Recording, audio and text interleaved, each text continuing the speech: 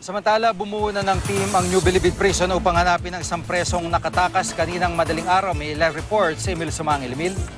Magandang hapon, Chigi. Bumuo na nga ng Fugitive Recovery Team ang New Bilibid Prison para dakpin ang puganting si Manuel Paril Jr. 12:30 na madaling araw kanina, Chigi, batay sa impormasyong natanggap ng GMA News mula sa Direktor ng Bureau of Corrections na si Attorney Benjamin De Los Santos. Nakatakas si Paril sa Control Gate number 4 ng Bilibid.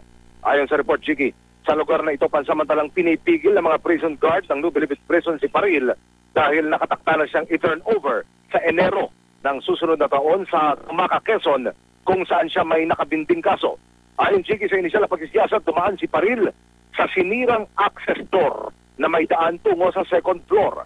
Batay sa impormasyon, nakalaya na noon si Paril pero ibinalik muli sa Bilibid dahil sa violation ng parol. Mula kanina, nagsagawa ng lockdown sa buong NBP facility. Tuloy ang search operation sa loob at labas ng prison facility sa paniniwalang hindi pa nakakalayo si Paril.